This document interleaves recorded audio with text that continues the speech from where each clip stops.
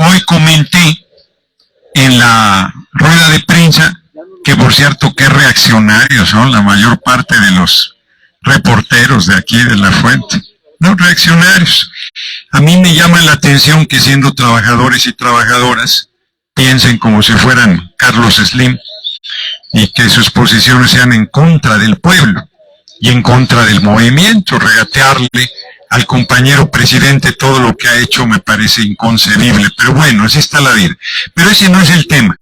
El tema es que comenté con los compañeros de los medios que hoy me acompañaría un personaje que a partir de hoy va a estar en cada presentación del Noroñabús, en cada entrega de libros, en cada venta de libros.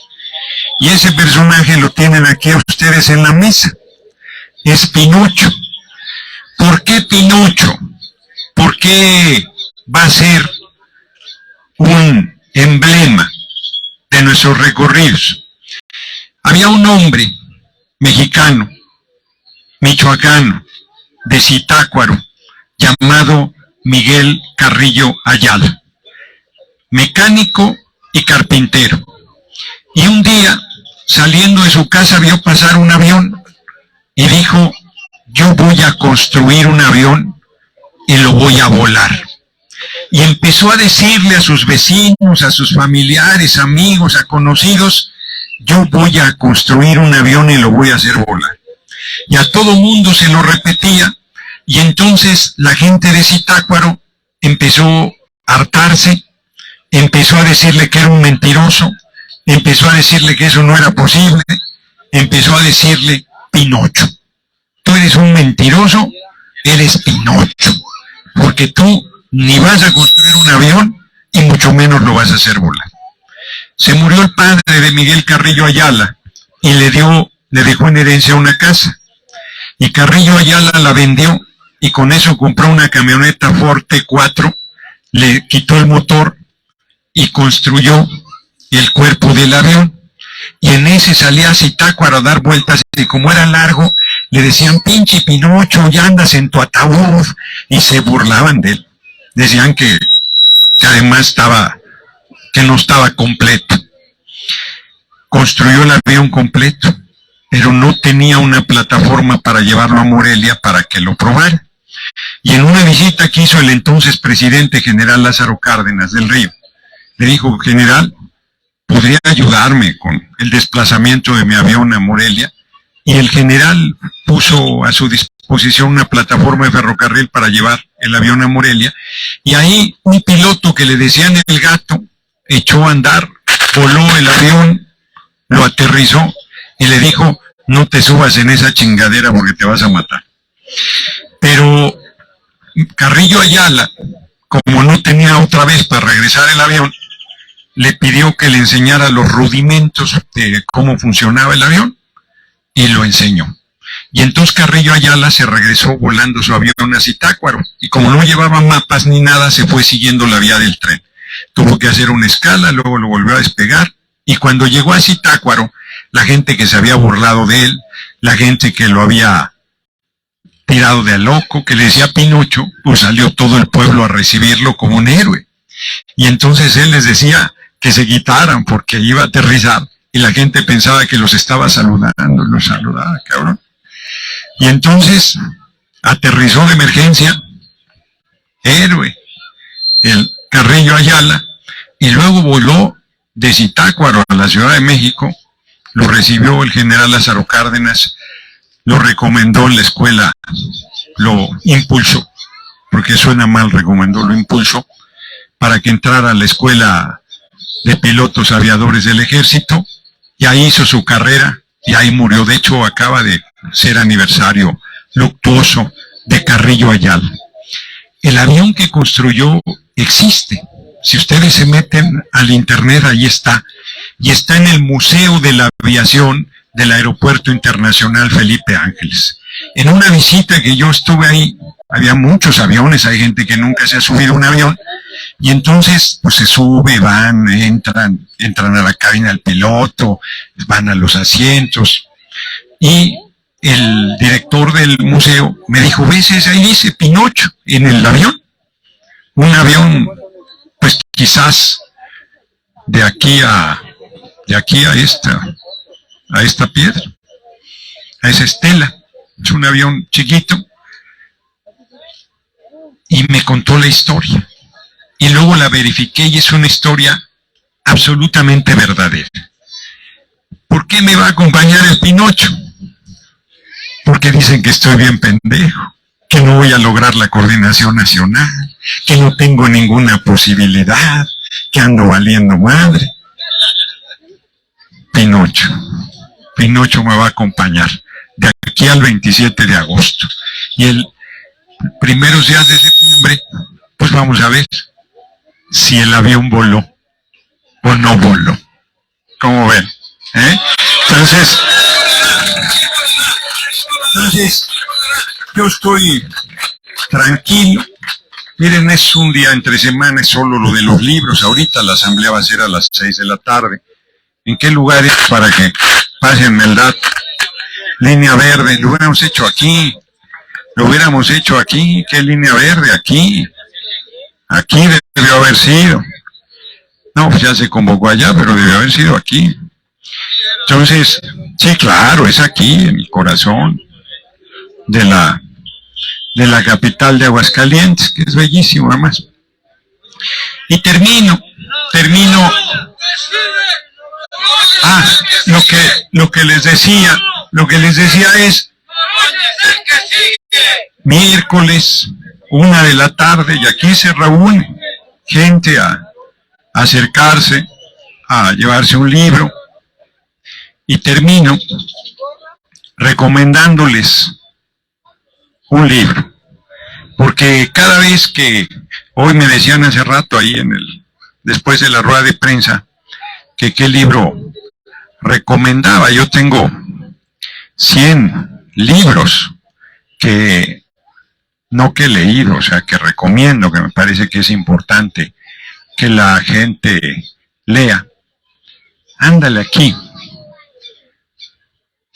Hay un libro, hay muchos, de Porfirio Díaz. Hay gente que piensa que Porfirio Díaz fue un buen presidente. Hay gente que considera que es incomprendido, que quiere recuperarlo en la historia. Y se ha escrito mucho sobre Porfirio Díaz. Hay un libro de un autor norteamericano, Bills, que quizás sea lo mejor que se ha escrito sobre Porfirio Díaz. Porfirio Díaz tiene una etapa gloriosa cuando luchó contra la intervención francesa, cuando luchó del lado de los liberales, cuando la separación de la Iglesia y del Estado, cuando siendo muy joven, a los 35 años, ya era un general, ahora sí que de 1000 batallas, destacadísimo, siempre al servicio de la patria, con historias extraordinarias de cómo se había escapado, si no recuerdo mal, un par de ocasiones que lo habían apresado los franceses y había logrado liberarse para volver a levantarse en armas en contra del imperio. Hay que recordar que los tatarabuelitos del PRI y el PAN se fueron a Europa a pedirle a Napoleón III que mandara a un gobernante, un príncipe extranjero, porque decían que no lo sabíamos gobernar, y mandaron nada menos que a Maximiliano para desconocer al mejor presidente que ha tenido el país, Benito Juárez García. Para los racistas, el mejor presidente que ha tenido el país, un indígena zapoteco llamado Benito Juárez García. Tengan para que aprendan. Y Porfirio Díaz estuvo en esa lucha, del lado de la República. Pero cuando llegó a la presidencia, él quiso darle golpe militar a Juárez. A Juárez, nada menos que a Juárez. Y luego a Sebastián Lerdo de Tejada, y las 2 veces fracasó. Y cuando Sebastián Lerdo de Tejada se reeligió, cuando, hombre, no le hagan caso, hombre, no se enreden ahí, ni para qué, no tiene importancia, hombre.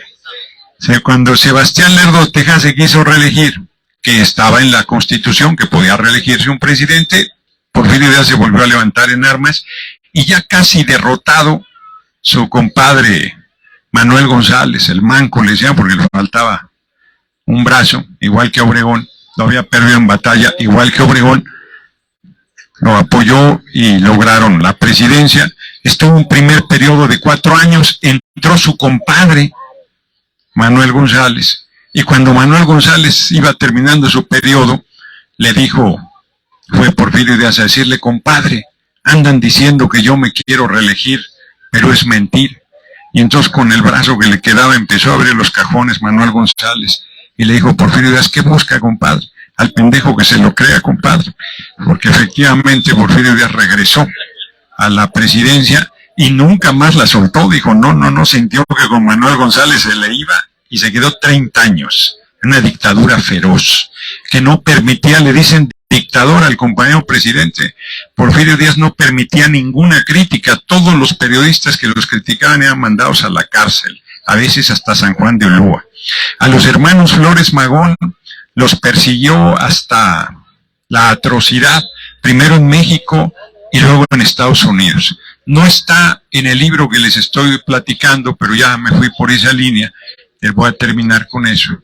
Cuando estaba la madre de los Flores Magón moribunda, ese está en un libro, una trilogía que hay sobre el general Lázaro Cárdenas en el primer tomo, ahí está, de Fernando Benítez. Ahí cuenta que la madre de Flores Magón, Margarita Magón, moribunda, estaban presos Jesús y Ricardo, que eran los dos hermanos mayores.